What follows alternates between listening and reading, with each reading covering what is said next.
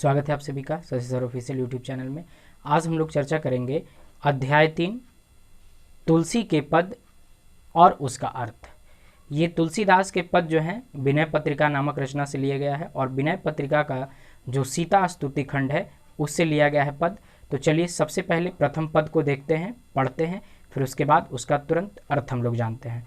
अगर आप वीडियो को पूरा देखते हैं तो निश्चित तौर पर यह मेरा विश्वास है कि आप इन पदों के अर्थ को समझ जाइएगा और समझ जाने के बाद ऑब्जेक्टिव सब्जेक्टिव कुछ भी बनाने में आपको दिक्कत नहीं होगा। तो चलिए स्टार्ट करते हैं। पद, सबसे पहला पद क्या है?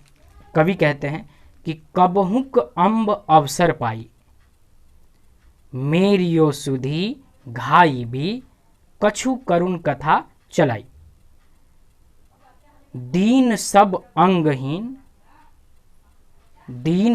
अंगहीन छीन मलिन अघी अघाई, नाम लय भरे उदर एक प्रभु दासी दास कहाई। इन पंक्तियों का अर्थ समझते हैं।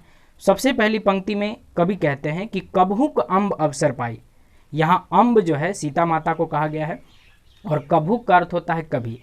कवि कहते हैं कि हे सीता माता, कभी अवसर पाकर मेरियो अर्थात मेरा, सुधी यानी याद, घाई भी मतलब दिलाइएगा, मेरी याद प्रभु श्री राम को कभी दिलाइएगा। करुण कथा चलाई, करुणा भरी कथा चलाकर कभी मेरी याद प्रभु श्री राम को दिलाइएगा। अगली पंक्ति क्या है कि दीन सब अंगहीन, मैं दीन हूँ, सभी अंगों से हीन हूँ। छीन मलिन, छीन अर्थात कमज़ोर हूँ, छिन्न, मलिन अर्थात गंदा हूँ। अघी अघाई, दुनिया के पापों में लिप्त हूँ, दुनिया के पापों में अघाया हुआ हूँ। नाम लय भरे उदर, उनका अर्थात प्रभु श्री राम का नाम लेकर अपना उदर यानी पेट भरता हूँ। एक प्रभु दासी दास कहाई, मैं प्रभु की दासी का भी दास हूँ। यहाँ दासी बताया गया है सीता को, यानी ये बताते हैं कि मैं प्रभु की दासी का भी दास हूँ, अर्थात मेरा जो स्थान है वो सीता से नीचे है।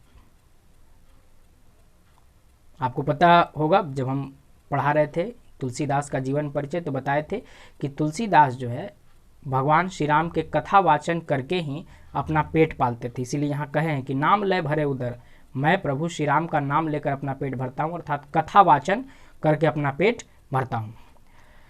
आगे है कि बुझिए सो हैं कौन। इतना कहने से अगर प्रभु श्री राम समझ जाएं कि ये कौन है, किसकी बात की जा रही है, तब तो ठीक है। कहीं भी नाम दशा जनाई, नहीं तो मेरा नाम और मेरी दशा दोनों ही उन्हें क्या कर दीजिएगा, बता दीजिएगा। सुनत राम कृपालु के, मेरी बिगाड़ियो बनी जाई। राम इतने कृपालु हैं कि अगर मेरी बात एक बार सुन भी लें तो मेरी सारी बिगड़ी बात बन जाएगी। जानकी जग जननी, कवि कहते हैं कि हे जानकी, हे सीता माता, आप जगत की जननी हैं।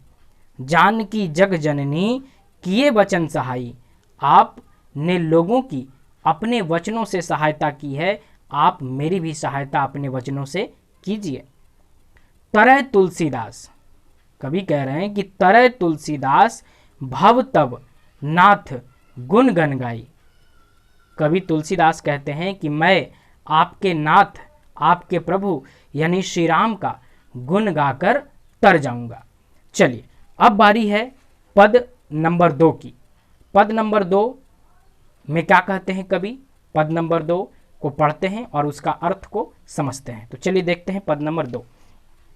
पहली पंक्ति है द्वार हों भोर ही को आजू।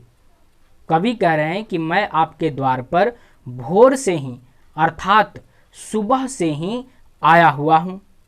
रटत रिहा आरी और न कौर ही ते काजू, मैं रट रहा हूँ, रे रे कर रहा हूँ, गिड़गिड़ा रहा हूँ, मुझे और कुछ नहीं, बस आपकी कृपा का एक कौर अर्थात आपकी कृपा का एक छोटा सा हिस्सा, एक छोटा सा भाग चाहिए, मुझे और विशेष कुछ चाहिए नहीं।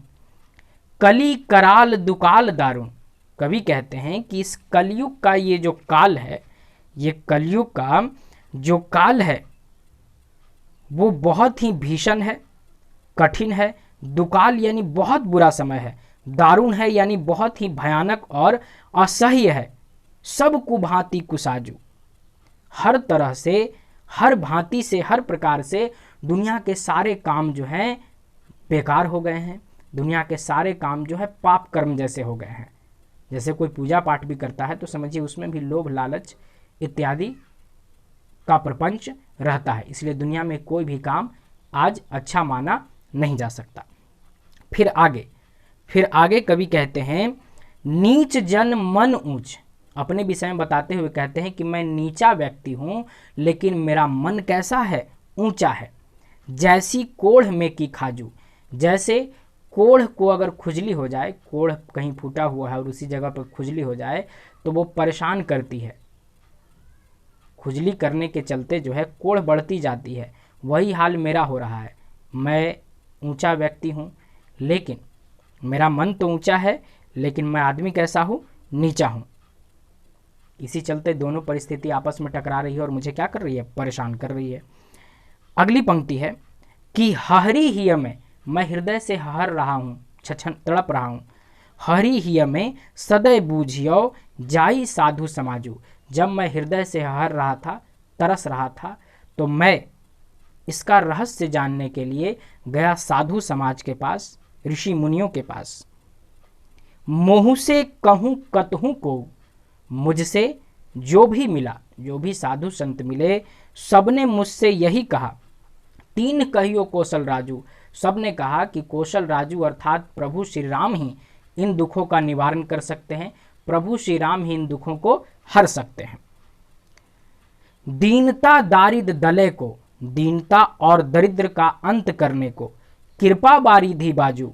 अगर किसी के बाजुओं में दीनता और दरिद्रता का दलन करने का क्षमता है, खत्म करने का क्षमता है, तो ये किसके बाजुओं में क्षमता है, प्रभु श्री राम के बाजुओं में क्षमता है।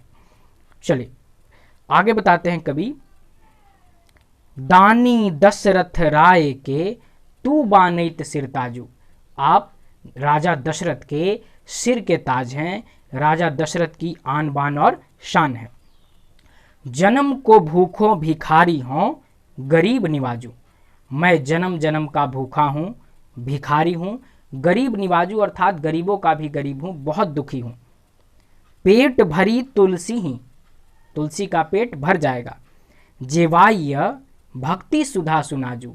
यदि आप भक्ति रूपी सुधा, भक्ति रूपी अमृत का थोड़ा सा अच्छा अनाज, सुनाजू मतलब अच्छा अनाज, यदि मुझे खिला दें तो इसी से मेरा पेट भर जाएगा, मुझे और कुछ नहीं चाहिए।